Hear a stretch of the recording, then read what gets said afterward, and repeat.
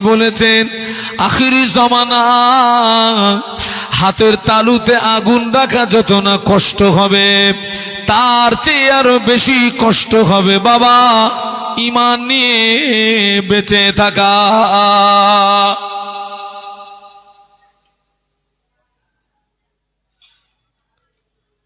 হাতের তালুতে আগুন রাখা যাবে বাবা, তার চেয়ে আরো বেশি কষ্ট হবে। কি নিয়ে বাঁচা? ঈমান নিয়ে। অথচ যে সাহাবীর ব্যাপারে আল্লাহ রসুল এই কথা বললেন, আহা, আল্লাহ নবী বললেন, ও আমার সাহাবীরা, আমি রাসূলুল্লাহ জানিয়ে দিলাম তামাম পৃথিবীর জমিনে আমার যত উম্মাত উম্মতি সকলার সারা জীবনের আমল যদি এক পাল্লায় রাখা হয়, আমার আবু বকরের এক রাতের আমল যদি অপর পাল্লায় রাখা হয়, আমি আল্লাহ নবী বলছি আমার আবু বকরের এক রাতের আমলের পাল্লাটা ভারী হয়ে যাবে। একটু মহব্বতে বলুন। আল্লাহ নবী শুধু একদিন বলেছিলেন, ও বাবা আবু বকর, আমি রাসূলুল্লাহ মক্কার জমিনে বেশি দিন থাকতে পারবো না। মক্কার বেঈমান বেদিন কুফারে কোরাইদের জুলুমে অত্যাচারে অচিরাত আমি মক্কা ছেড়ে মদিনাতে চলে যাব। ও বাবা আবু বকর, আমি যেদিন মদিনাতে যাব ওই দিন তুমি আমার সঙ্গী হবে। কথাটা মনে রেখে দিও, কথাটা যেন ভুলে যেও না। আল্লাহর নবী এই কথাটি যেদিন বলেছিলেন, এই কথাটি বলার 6 মাস পরে নবীর হিজরত হচ্ছে। 6 মাস পরে নবীর হিজরত হচ্ছে। গভীর রাত, নিশুতি রাত, কাফেররা নবীর ঘরটা ঘিরে ফেলেছে। আল্লাহ নবীকে জানে মেরে দেবে। আল্লাহ ফেরেশতা জিবরাইলকে দিয়ে সংবাদ পাঠিয়ে দিলেন, ও জিবরাইল সালাম, যা আমার হাবিবকে গিয়ে বলো, আমার হাবিবকে আমি আর মক্কায় থাকতে দেব না, আমার হাবিবকে মদিনাতে হিজরত করতে বলো। ফেরেশতা জিবরাইল আমিন আলাইহিস সালাম আল্লাহ নবীকে সালাম দিয়ে সংবাদটা জানালেন। আল্লাহ নবী কেঁদে ফেললেন, ও ভাই জিবরাইল, ওরা আমার ঘরটা ঘিরে দাঁড়িয়ে আছে, আমাকে মেরে দেবে। আমি তোদের ক্ষতি করি নাই, আমি তোদের উপকার করেছি। ওরা জাহান্নামের ভিতরে পড়েছিল, আমি রাসূলুল্লাহ তোদের জাহান্নামের ভিতর থেকে হাত ধরে টেনে তুলে ওদের জান্নাতের রাস্তা দেখিয়েছি। ওরা আমাকে মেরে দেবে। ও ভাই জিবরাইল, আল্লাহ আমাকে হিজরত করতে বলেছেন, আমি যাব কি করে? ওরা যে আমার ঘরটা ঘিরে দাঁড়িয়ে বার হলে যে মেরে দেবে। ফেরেশতা জিবরাইল আমিন আলাইহিস সালাম বললেন, আপনি ঘাবড়াবেন না, আল্লাহ পাক জানিয়ে দিয়েছেন আপনি শুধু এক মুষ্ঠ বালু ওদের দিকে নিক্ষেপ করবেন। ওই বালুটা লাগাতে হবে কোথায়?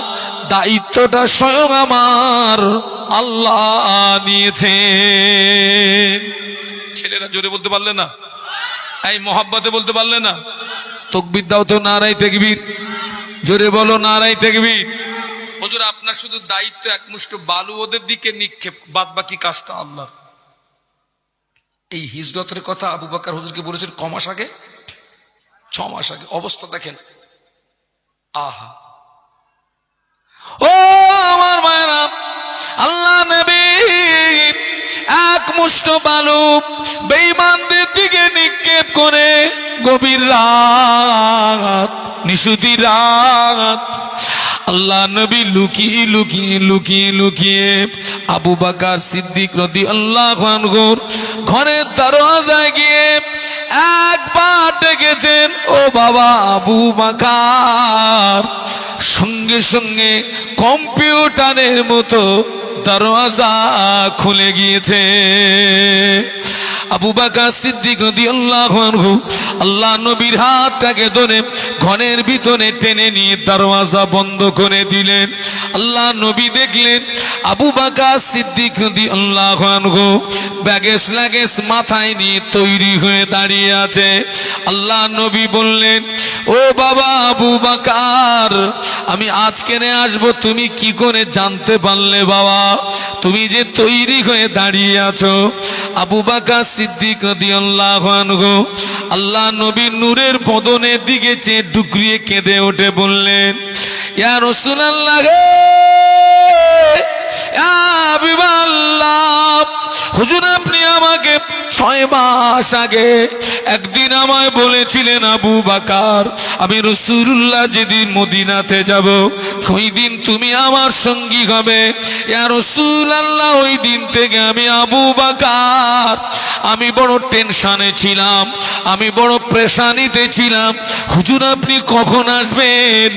আমি আবু বকর যদি ঘুমিয়ে যাই, আপনি রাসূলুল্লাহ যদি ঘরের দরওয়াজায় দাঁড়িয়ে আবু বকর আবু বকর আবু বকর বলে ডাকেন, আপনার সঙ্গে বেয়াদবি হয়ে যাবে, আল্লাহ পাক নারাজ হয়ে যাবে। এই কথা মনে করে আমি আবু বকর 6 মাস ঘরের দরওয়াজায় আপনার ইন্তজারে 6 মাস ঘরের দরওয়াজায় দাঁড়িয়ে দাঁড়িয়ে রাত কাটিয়ে দিয়েছি। যদি বলতে পারলেন না, আমি 6 মাস ঘুমোইনি। আচ্ছা, এই নবীর জন্য 6 মাস দাঁড়িয়েছিলেন, এটা ইবাদতে শামিল হবে না হবে না? নবী খুশি হয়ে গেলেন, হুজুর আমি 6 মাস ঘুমোইনি, আপনি কখন আসবেন? আমি যদি ঘুমিয়ে যাই, ঠিক ওই সময় যদি আপনি আমার ঘরের দরজায় আসেন। বেয়াদবি, 6 মাস ঘুমোইনি। আল্লাহ রসুল বলেছিলেন, আমি আমার সব সাহাবীদের ঋণকে পরিশোধ করে দিয়েছি, আবু বকরের ঋণটা পরিশোধ করতে পারিনি। আবু বকরের ঋণ পরিশোধের দায়িত্ব আমার পক্ষ থেকে আল্লাহ নিয়েছেন। একটু মহব্বতে বলতে পারলেন না? আরো জোরে বলুন। আবু বকর হুজুরের ঋণ নবীর পক্ষ থেকে পরিশোধের দায়িত্ব কে নিয়েছেন? বাবা, সেই মানুষটা গভীর রাতে কাঁদতেন। কে? আবু বকর সিদ্দিক রাদিয়াল্লাহু আনহু গভীর রাতে কাঁদতেন। আল্লাহ রসুল তার 10 জন জীবিত সাহাবীকে জান্নাতি সার্টিফিকেট দিয়েছিলেন। 10 জন জীবিত সাহাবী যাদেরকে আশারায়ে মুবাশশারা বলা হয়, তার ভিতরে নাম্বার 1 হচ্ছেন আবু বকর সিদ্দিক রাদিয়াল্লাহু আনহু, যিনি নবীর হায়াতে জিন্দেগীর সঙ্গী এবং ইন্তেকালের পরেরও। একটু সুবহানাল্লাহ বলবেন না? সেই মানুষটা গভীর রাতে কি বলে কাঁদতেন জানেন? ও ছেলেরা, ও মায়েরা, নবী ইনসান না বানিয়ে আমাকে যদি বন জঙ্গলের ঘাস কোণে পাঠাতেন, বনের পশুরা আমাকে খেয়ে ফেলতো, বনের পশুরা আমাকে ভক্ষণ করে ফেলতো, মরণের পরে আবু বকরকে হিসাব দিতে হতো না। আর শুনতে হবে না, বাড়ি যাও। এই কথাটা বালিশে মাথা দিয়ে একটু ভাববে, যিনি নবী ঘোষিত জান্নাতি সাহাবী, যার আবু বকরকে হিসাবটা দিতে, কথা বলেন না কেন? হতো না। আমরা সব হিসাব দিতে পারবো তো? আজ অনেক মুসলমান আছে সারা জীবন শোনার পরেও দাঁড়িয়ে দাঁড়িয়ে পেশাব করে, পেশাব করে পানি নেয় না। অনেক মহিলারা আছে পেশাব করে পানি নেয় না। ছেলেরা, অনেক জওয়ান যুবক দাঁড়িয়ে দাঁড়িয়ে পেশাব করে, পেশাব করে পানি নেয় না। অনেক মায়েরা পেশাব করে পানি নেয় না। এই জওয়ান, এই যুবক মা বোন, আপনি যদি বিনা তওবায় মারা যান, কিয়ামত পর্যন্ত কবরের আগুন বন্ধ হবে না। সারা জীবন শুনেছে, এখনো মুসলমানের ছেলে দাঁড়িয়ে দাঁড়িয়ে পেশাব করে, আছে না নেই? এই কথা বলেন। অনেক মহিলারা দাঁড়িয়ে দাঁড়িয়ে ইস্তেঞ্জার কথাটা বলবো না, তবে তারা ইস্তেঞ্জা করে পানি নেয় না, পেশাব কালকের কবরে যাব। তোমার চিন্তাটা করো, তোমার ভাবনাটা ভাবো। অনেক ছেলেরা আছে সারা জীবন শোনার পরেও বছরে দুদিনের বেশি নামাজ পড়ে না, শুধু দুটো ঈদের নামাজ পড়ে, জুমার নামাজ পড়ে না, 5 ওয়াক্ত নামাজ পড়ে না।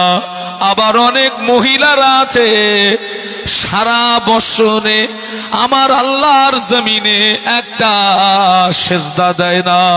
মেয়েদের ঈদের নামাজ নাই, মেয়েদের জুমার নামাজ নাই। সমাজের অনেক মহিলা আছে সারা বছরে আল্লাহর জমিনে একবারও সেজদা দেয় না। আছে না নেই? ও মুরব্বীরা, ও মায়েরা, সারা জীবন অস শুনেছ তুমি। আমার অস কিন্তু সকলে সহ্য করতে পারে না। আজকে সমাজ দেখেন, আমি আপনি মারা যাব, আমি আপনি মরে যাব, আমাদের লাশ গোসল দেওয়া হবে, কাপনের কাপড় পরানো হবে, খাঁটি আয় করে লাশ তুলে কবরের ভিতরে শুইয়ে দেওয়া হবে। বিসমিল্লাহে ওয়ালা মিল্লাতে রাসূলিল্লাহে। লাশ কবরের ভিতরে শুইয়ে দি 3 মুঠো করে মাটি দিতে হয়। মিনহা খলাকনাকুম ওয়া ফিহা নুঈদুকুম ওয়া মিনহা নুখরিজুকুম তারাতান উখরা। এই বলে 3 মুঠো মাটি দি 40 কদম আসতে যতটুকু সময়, এর ভিতরে 2 জন ফেরেশতা কবরের ভিতরে প্রবেশ করবে। ওই কবরবাসী আল্লাহর হুকুমে জিন্দা হয়ে যাবে। ফেরেশতারা কবরবাসীকে 3টে প্রশ্ন করবে। এই কটা প্রশ্ন হবে? সবাই জোরে বলুন। 1 নাম্বার প্রশ্ন হবে মার রব্বুকা, তোমার রব কে। 2 নাম্বার প্রশ্ন হবে ওমান নবিয়ুকা, তোমার নবী কে। 3 নাম্বার প্রশ্ন হবে ওমা দীনুকা, তোমার দিন কি। যে লোকটা নামাজ পড়ে না, যে মহিলাটা নামাজ পড়ে না, ওই মহিলা ওর রবকে ওই জবাবটা কি দিতে পারবে নাকি? পারবে? ও তো রবের হুকুম মানেনি, কি জবাব দেবে? ওই বেনামাজি আল্লাহ পাকের নাফরমান বান্দা, ফেরেশতারা জিজ্ঞাসা করবে মার রব্বুকা, তোমার রব কে। ওই সময় বেনামাজি জবাব দেবে লা আদিরি, লা আদিরি, আমি কিছু জানি না, জানি না, জানি না। সুবহানাল্লাহ বলবেন না নাউজুবিল্লাহ বলবেন? আরো জোরে বলুন। আচ্ছা, ও যে বলছে আমি জানি না, সত্য বলছে না মিথ্যা বলছে?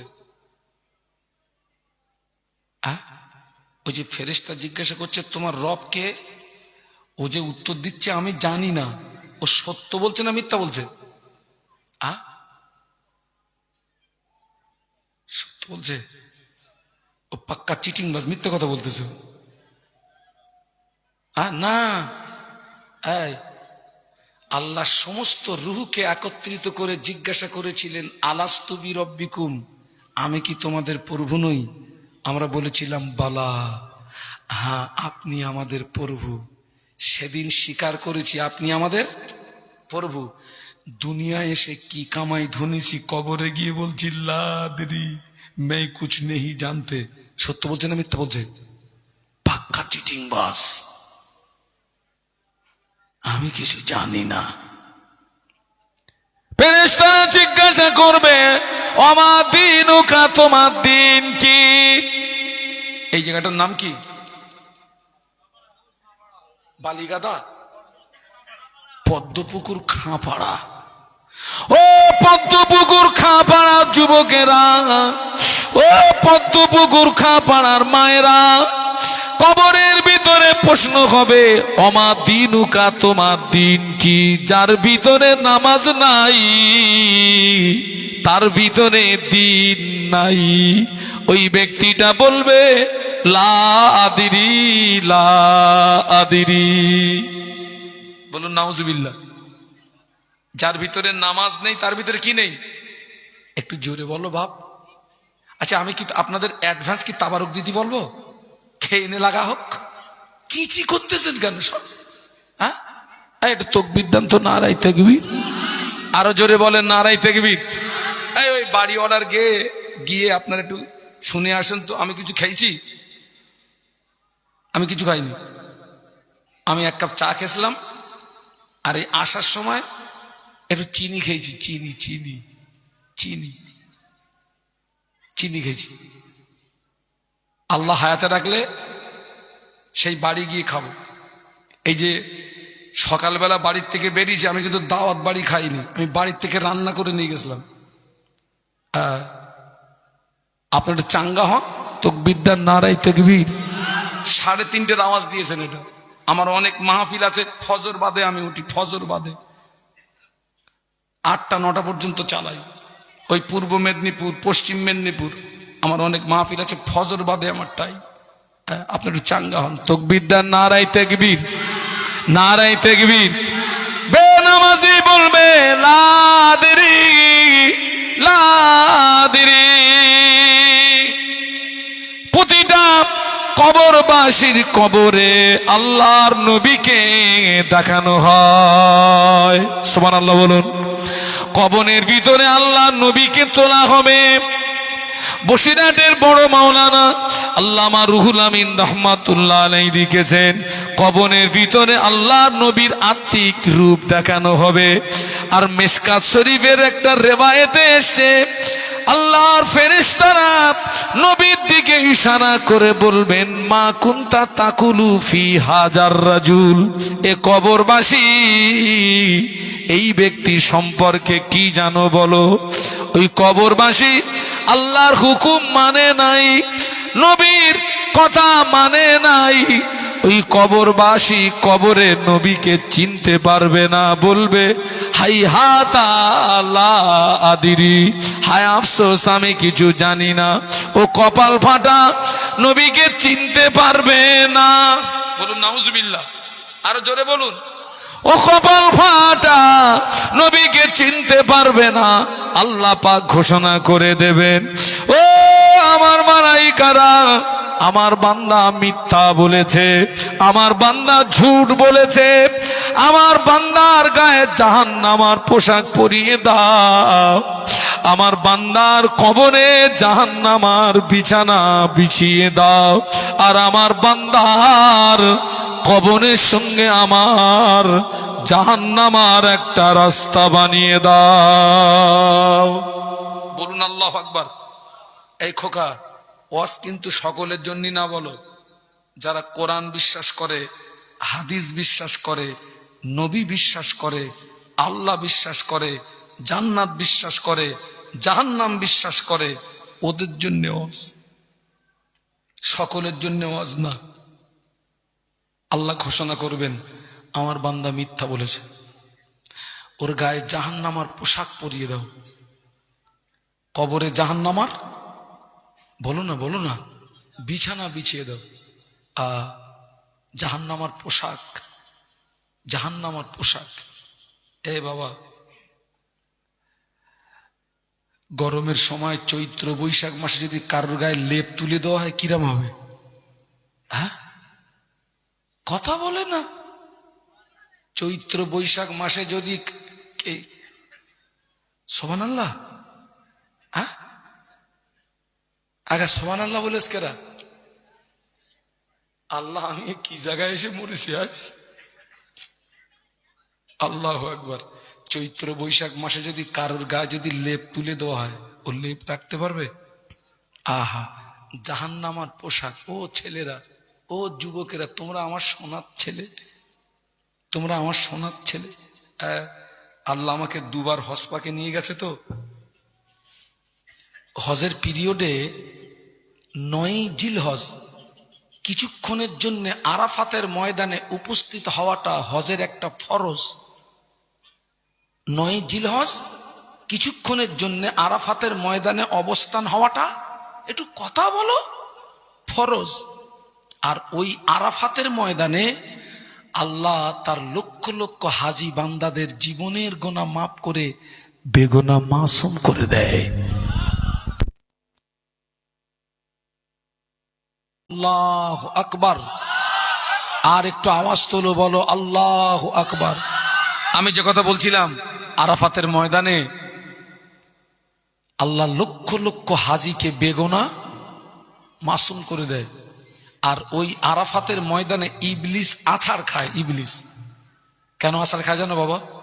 ইবলিস বলে, আল্লাহ এতদিন আমি করলাম কি, আর আজকে রে হচ্ছে কি? এত মানুষকে সব গুমরাহি করলাম, পথভ্রষ্ট করলাম, আজ তো সব মাফ হয়ে গেল। ওই আরাফাতের ময়দানে দাঁড়িয়ে আমি ঘন্টার পরে ঘন্টা তাম পৃথিবীর মুসলমানদের জন্য আমি কেঁদেছি। আল্লাহকে সাক্ষী রেখে বলছি, আমার ছেলেরা ফিরে এসো, আমার মায়েরা ফিরে আসুন, আমার বোনেরা ফিরে আসুন। আমি যে কথা বলছিলাম, বেনামাজির গায়ে জাহান্নামার পোশাক পরিয়ে দেওয়া হবে, জাহান্নামার বিছানার কবরে বিছিয়ে দেওয়া হবে, জাহান্নামার সঙ্গে একটা রাস্তা বানিয়ে দেওয়া হবে। আপনারা পাইপের চুলো দেখেছেন না? পাইপের চুলো মেয়েরা রান্না করে, নিচে দিয়ে জাল দেয়, আগুন বার হয় কোথা দিয়ে? ওই উপর দিয়ে। ওই বেনামাজি আল্লাহর নাফরমান বান্দার কবরের সঙ্গে ওই জাহান্নামার ওই রকম একটা পাইপ লাইন করে দেবে। পাইপ লাইন বাবা। আল্লাহ নবী মদিনার মসজিদে নববী শরীফে বসে আছেন।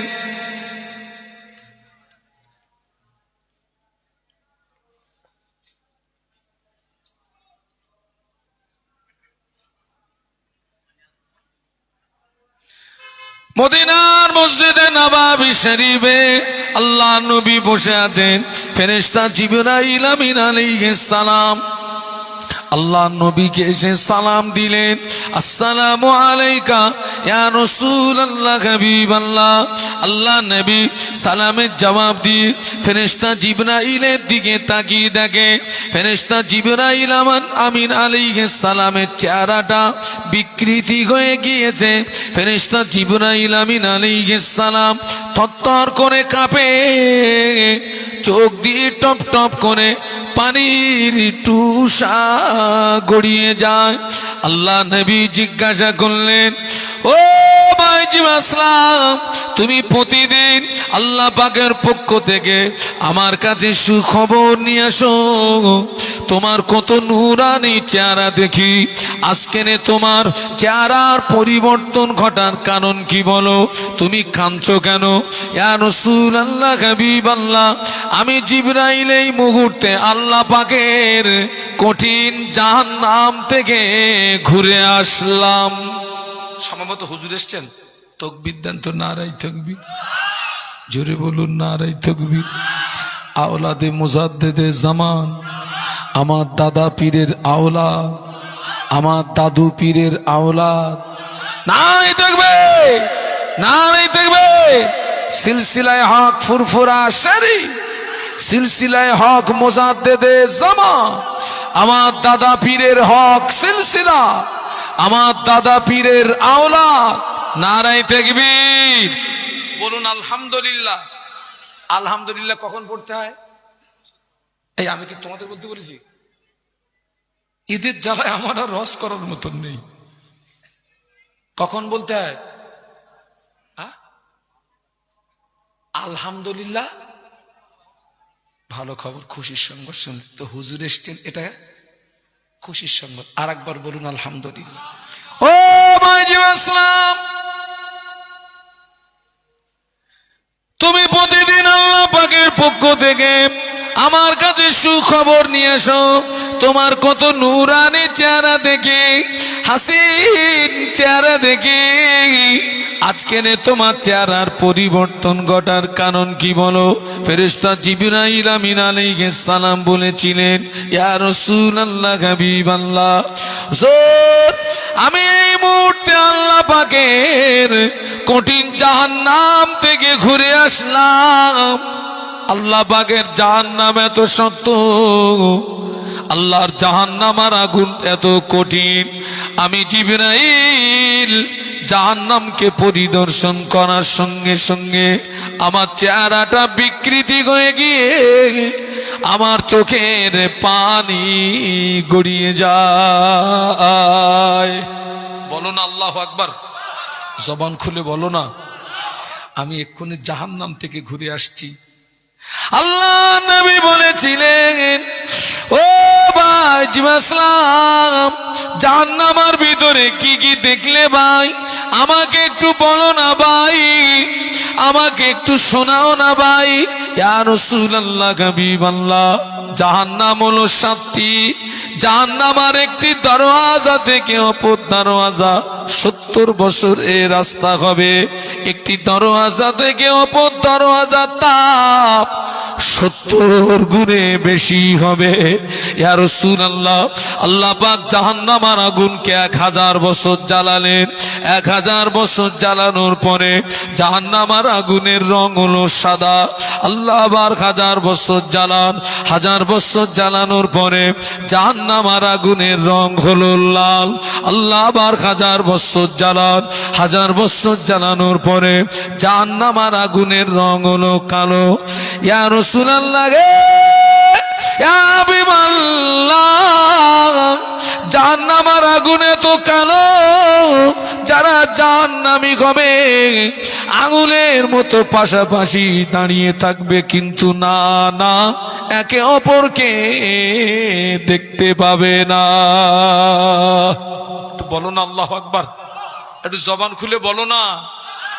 আল্লাহ নবী ফেরেশতা জিবরাইল আলাইহিস সালাম বললেন, ইয়া রাসূলুল্লাহ, হাবিবাল্লাহ, জাহান্নামীদের যে পোশাক হবে, জাহান্নামীদের যে পোশাক হবে, ওই পোশাকটাকে নিয়ে আসমান এবং জমিনের মাঝখানে যদি ঝুলিয়ে দেওয়া হয়, জাহান্নামীদের পোশাকের তাপে তামাম পৃথিবীর মানুষ মারা যাবে। ইয়া রাসূলুল্লাহ, ওই জাহান্নামকে যদি একটা সূচ দিয়ে সিদ্ধর করে দেওয়া হয়, সূচের সিদ্ধর দিয়ে সরিষা দানা পরিমাণে জাহান্নামের আগুন পৃথিবীর জমিনে যদি নেমে আসে, পৃথিবীটা পুড়ে সারখার হয়ে যাবে। আল্লাহ নবী শুনছিলেন, আল্লাহ নবী নূরের চোখ দিয়ে দাদ্দার দাদ্দার দাদ্দার করে পানি গড়িয়ে যায়। আল্লাহ নবী জাহান্নামের বর্ণনা শুনছিলেন, আল্লাহ নবীর চোখ দিয়ে দাদ্দার দাদ্দার করে পানি গড়িয়ে যায়। ও ছেলেরা, যারা বেনামাজি হবে ওদের গায়ে ওই জাহান্নামের পোশাক পরিয়ে দেওয়া হবে, ওদের কবরে জাহান্নামের বিছানা বিছিয়ে দেওয়া হবে, ওদের কবরের সঙ্গে আমার আল্লাহ পাকের জাহান্নামের একটা রাস্তা বানিয়ে দেওয়া হবে। কবরবাসীদের উপলক্ষে মাহফিল দিয়েছেন ছেলেরা, ভয়টা তো আমাদের। এই যে 3টে প্রশ্ন করা হবে কবরবাসীদের, যারা কবরে চলে গেছে ওদের প্রশ্নের পর্ব কমপ্লিট হয়ে গেছে, বাকি আছে কাদের? আমাদের। আমাদের জীবিত বাবা, ভয়টা আমাদের। ছেলেরা পায়ে ধরে বলে যাচ্ছি, আর নামাজ ছেড়োনি। পায়ে ধরে বলে যাচ্ছি, আর নামাজ ছেড়োনি। তামাম পৃথিবীর জমিনে মুসলমানদের আল্লাহ ছাড়া আর কেউ, বলুন বলুন বলুন, সব আমাদের দুশ্মন। সব আমাদের কি? সব দুশ্মন। আল্লাহ ছাড়া কেউ নেই। তার বাস্তব নমুনা আপনি প্যালেস্টাইন দিকে দেখুন, নিরীহ মানুষদের গোলাপ ফুলের মতো শিশু বাচ্চাদেরকে বোমের আঘাতে উড়িয়ে দেওয়া হচ্ছে, কোনো প্রতিবাদ নাই। কিন্তু এইটা যদি ঘুরিয়ে বলি, কোন একটা মুসলিম রাষ্ট্র যদি ওই রকম একটা কোন অমুসলিম রাষ্ট্রের উপরে এই হত্যা চালাতো, ও মুসলিম রাষ্ট্র থাকতো না ধূলিসাৎ হয়ে যেত? বলুন বলুন। আমাদের আল্লাহ ছাড়া কেউ নেই, কেউ নেই। আপন হচ্ছেন আল্লাহ, আজকের সেই আল্লাহর শ্রেষ্ঠ ইবাদত আমরা নামাজ থেকে দূরে। বড় দুঃখ, বড় আফসোস, আমরা সব করার সময় পাই নামাজ পড়ার। অনেক মেয়েরা সব করার সময় পেলেন মা, নামাজটা পড়ার সময় পেলেন না। এই যে আজকের মাহফিল হচ্ছে, খবরলে দেখেন সব আশেপাশে বাড়িতে সব কুটুম এসছে না? হ্যাঁ, আপনার বাড়িতে কুটুম এসছে, মেহমান এসছে, আপনি মেহমানদারি করুন আলহামদুলিল্লাহ। কিন্তু খবরলে দেখেন কে জানো, ওই মেহমানদারি করতে গিয়ে ওই মা আজকের এসার নামাজ পড়েনি। ঠিক বলছি না ভুল বলছি? তবে সব মা খারাপ না। আচ্ছা, যিনি কুটুম্বিতে করতে গিয়ে, মেহমানদারি করতে গিয়ে এসার নামাজ ছেড়ে দিয়েছেন, ওনার লাভ হলো না লস হলো?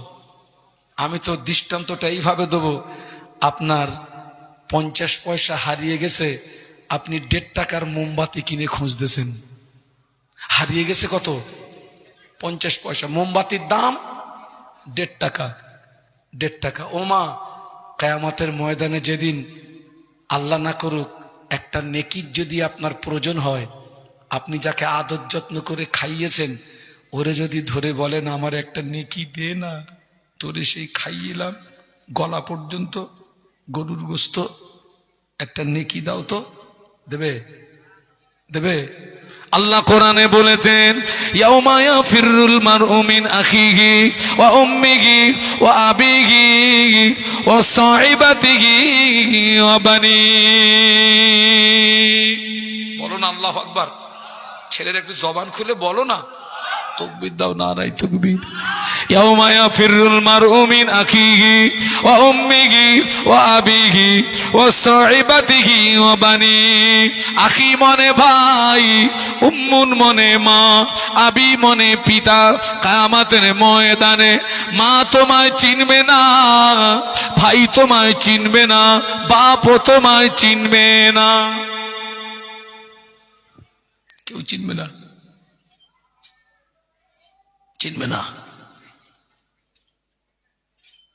ও আমার মায়েরা, কিন্তু যারা নামাজি হবে, আল্লাহওয়ালা হবে, জাকিরিন হবে, সালেহিন হবে, ওদের লাশ কবরে রাখা হবে। ফেরেশতারা জিজ্ঞাসা করবে, মার রব্বুকা, তোমার রবকে? ওই নামাজি বান্দা হাসি মুখে, খুশি মুখে বলবে, রব্বি আল্লাহ। সুবহানাল্লাহ বলবেন না? বাড়ি গিয়ে বলবেন নাকি? মোহাব্বতে বলো সুবহানাল্লাহ। নামাজি বান্দা, আল্লাহওয়ালা বান্দা যে হবে, ফেরেশতারা জিজ্ঞাসা করবে, ওমা দিনুকা, তোমার দিন কি? ওই নামাজি বান্দা, আল্লাহওয়ালা বান্দা হাসি মুখে, খুশি মুখে বলবে, দিনুল আল ইসলাম, আমার ধর্ম হলো ইসলাম। নামাজি বান্দা, আল্লাহওয়ালা বান্দা, জাকিরিন বান্দার কবরে আল্লাহ নবীকে তোলা হবে। ফেরেশতারা জিজ্ঞাসা করবে, এই ব্যক্তি সম্পর্কে কি জানো বলো?